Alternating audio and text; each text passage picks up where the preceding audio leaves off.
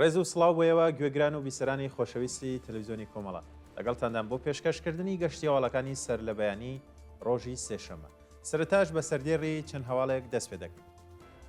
دەست بە سەرکردنی هاوڵاتیەک لە کامیاران، بێبەشکردنی عادڵ پیرۆزی لە مافەکانی لە زیندانی مەریوان، سووتانی دارستان و لە وەرگاکانی هەرێمی کوردستان بەهۆی بردومانی تورکیا، کۆبوونەوەی کرێکارانی نەود لە پارس جنوبی، سێمین ڕۆژی مانگرتنی کرێکاران لە پترۆشیمی رازی بەندەرماحشەهر، بانکرانی 5 کرێکاری پترۆشیمی رازی بۆ دادگای بەندەرماحشەهر و برینداربوونی 26 کرێکار لە شارستانی سیرجان.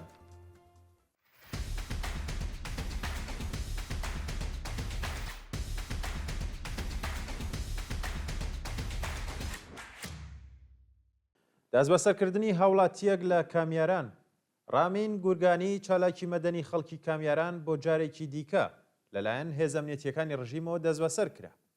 ڕامین گورگانی پێشتر بەهۆی چالاکیەکانی چەند جار بانگهێشت و لێپرسینەوەی لێکراوە. لە ڕۆژانی ڕابردوودا هێزە ئەمنیەتیەکانی ڕژیم بەبێ بەڵگەی قەزایی هێرشیان کردوە سەر ماڵی ئەو چالاکە مەدەنیە و وێڕای پشکنینی ماڵەکەی ناوبراویان بە توندوتیژیەوە دەستبەسەر کردووە.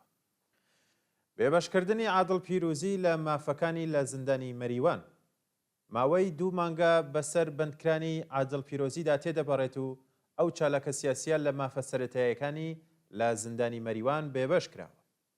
بە وتەی سەرچاوەکانی هەواڵ بەرپرسانی زیندانی مەریوان، عادڵ پیرۆزیان لە مافی مەرەخەسی، مافی کارکردن لە نێو کارگەکانی زیندان و پشتڕاستکردنەوەی هەواڵی تاوەبوونی ماوەی بەندکرانی بێبەش کردووە. ناوبراو پێشینەی بەندکرانی هەیە و لە ئێستاشدا ماوەی دوایین مەحکومیەتی لە زیندانی مەریوان تێپەڕ دەکات.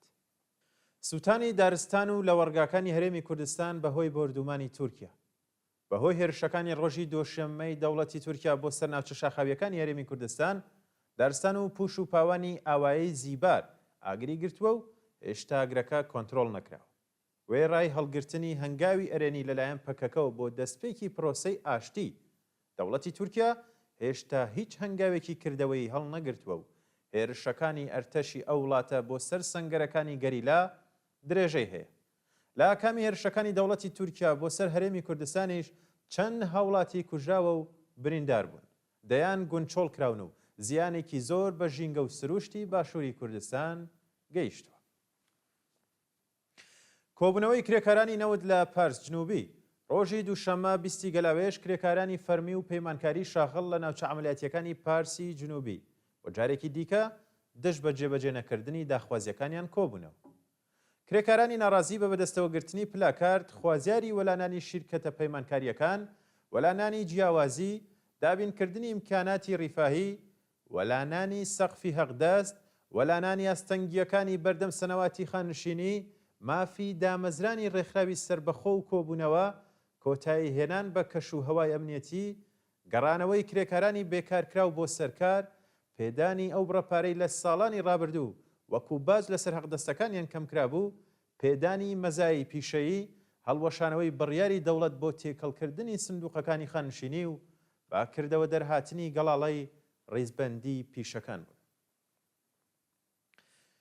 سێمین ڕۆژی مانگرتنی کرێکاران لە پترۆشیمی رازی بەندەرماحشەهر، ڕۆژی دووشەمە 20 گەلاوێژ کرێکارانی شاغڵ لە پترۆشیمی رازی بەندەرماحشەهر بۆ سێمین ڕۆژی بەردەوام دژبەنەدانی داخوازی درێژیان بە مانگرتندا. بە وتەی کرێکارانی ناڕازی 3 ساڵ لەمەوبەر ڕێکەوتنێک لە هۆڵدینگی کەنداوی فارس واژۆ کرا بۆ ئەوەی هەقدەستی هەموو کرێکاران هەوسانزازی بکرێت و کرێکارانی پەیمانکاریش لە هەموو مەزای پیشەیی و چوونە سەرەوەی هەقدەست و هاوشێوەی کرێکارانی فەرمی بەهرەمەند بن. بەڵام هێشتا بڕگەکانی ئەو ڕێکەوتنە جێبەجێ نەکراوە و کرێکاران خوازیاری وەلانانی جیاوازین. ناڕزایەتی خەڵکی ئاوایی ڕۆباتی پۆشت بادام لە ئەردەکان، ڕۆژی دووشەممە 20 گەلاوێژ کۆمەڵێک لە دانیشتوانی گوندی ڕۆباتی پۆشت بادامی ئەردەکان لە ئوستانی یەزد دژ بە چالاکی شیرکەتە مەعدەنیەکان ناڕزایەتیان دەربڕێت. بە پێودیمەنانی لە تۆڕە کۆمەڵایەتیەکان بڵاو کراونەتەوە، خەڵکی ناڕازی بە بەدەستەوەگرتنی پلاکارد و وتنەوەی دروشم جادەی سەرەکی شارستانی ئەردەکانیان داخستووە. ناڕازیان ڕایانگەیاند هیچ چاودێریەک بەسەر شیرکەتە مەعدەنیەکاندا ناکرێت وە ژینگە و سروشتی ئەو گوندیان بە تەواوی تێکداوە. کۆبنەوەی خانشینکراوانی مخابرات لە تەورێز. خانشینکراوانی مخابرات لە شاری تەورێز ڕۆژی دووشەمە 20 گەلاوێژ دژ بە دۆخی خراپی معیشەتی کۆبوونەوە. خانشینکراوانی ناڕازی بە کۆبوونەوە لە بەردەم شیرکەتی مخابرات خوازیاری زیادکردنی حەقدەست، پێدانی مەزای خانشینی، بەهرەمەندبوون لە دەرمانی بێبەرامبەر، هاوسانسازی حەقدەست و چاکسازی لە ژیان و معیشەتی خۆیان و بنەماڵەکانیان بوون. بانکرانی 5 کرێکاری پترۆشیمی رازی بۆ دادگای بەندەرماحشەهر. ڕۆژی دووشەمە 20 گەلاوێژ 5 کرێکاری شاغڵ لە پترۆشیمی بەندەرماحشەهر بۆ دادگای گشتی و انقلابی ئەو شارە بانگێش کرا. بەپێی بلاغیەی دادگای ماحشەهر ئەو 5 کرێکارە بەیانی سێشەمە خۆیان بۆ دادسەرای گشتی و انقلابی ئەو شارە دەناسێنن و وەڵامی پرسیارەکان ئەدەنەوە. بانکرانی ئەو 5 کرێکارە لە حاڵێکدایەکە فەرمانداری ماحشەهر پێشتر بەڵێنی دابوو هەموو داخوازیەکانی کرێکاران تا ڕێکەوتی 15 گەلاوێژ جێبەجێ بکرێت. بەڵام ناوەندە ئەمنیەتیەکانی ڕژێم ئەو 5 چالاکە کرێکاریان هاوکات لەگەڵ سێمین ڕۆژی مانگرتنی کرێکارانی پترۆشیمی رازی بۆ دادگا بانگهێش کردووە. بەرینداربوونی 26 کرێکار لە شارستانی سیرجان بەیانی یەکشەمە 19 گەلاوێژ دوو سرویسی گواستنەوەی کرێکارانی معدەن لە شارستانی سیرجان وەرگەڕان و بەو هۆیەوە 26 کرێکار بریندار بوون. بە پێزانیاریەکان دوو سرویسی گواستنەوەی کرێکارانی معدەن بەهۆی خراپی ڕێگەوبان و نەزمی کوالێتی تومبێلەکانی بەرهەمی نێوخۆ لە 15 کیلۆمەتری سیرجان تووشی ڕووداوی هاتوچۆ بوون و بۆ هۆیەشەوە 26 کرێکار بریندار و ڕەوانەی ناوەندە دەرمانیەکان کراون. بانگێشتی 3 ڕۆژنامەوان بۆ دادسەراکانی زەهدان و کرمان. 3 ڕۆژنامەوان بەناوەکانی سوڵتان عەلی عابدی، فەرشید عابدی و مەنسوور ئێرانپور لەلایەن دادسەراکانی زەهدان و کرمان بانگێش کراون. بە پێی زانیاریەکان لقی 3 دادسەرای گشتی و انقلابی کرمان لە بانگێشتنامەیەکدا مەنسوور ئێرانپوری بە تۆمەتی بڵاوکردنەوەی پڕۆپاگەندە بانگ کردو. هاوکاتیش سوڵتان عەلی عابدی و فەرشید عابدی بە تۆمەتی تەبلیغ دژی نزام بۆ دادسەرای گشتی و انقلابی زەهدان بانگێش کراون. شایانی باسەکە ڕێکخراوی ڕێگەی ئاسنی جنوب سکاڵای لەسەر ئەو دوو ڕۆژنامەوانە تۆمار کردووە و بەو بۆنەوە بۆ دادسەرای گشتی و انقلابی زەهدان بانگێش کراون.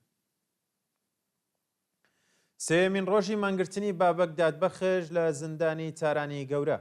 ماوەی 3 ڕۆژە بابەک دادبەخش بە بەندکراوی سیاسی ڕاگیراو لە بەندی تاکەکەسی زیندانی تارانی گەورە دژ بە هەڵس و کەوتی بەرپرسانی زیندان مانی لە خواردن گرتووە و گیانیشی لە مەترسیدا.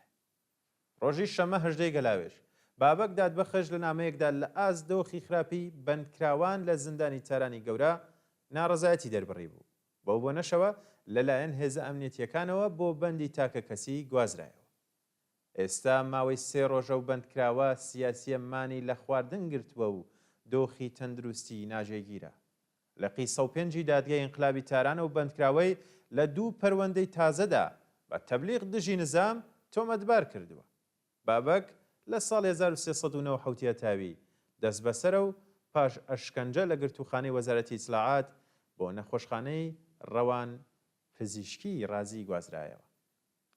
مانگی ڕێبەندانی ساڵی 1390 هەتاویش لقی 28 دادگای انقلابی تاران ئەو بەندکراوە سیاسی بە تۆمەتی هەڵگرتنی چەک و تەقەمەنی بە 43 ساڵ زیندان محکوم کرد کە 16 ساڵی بۆ جێبەجێ دەکرێت.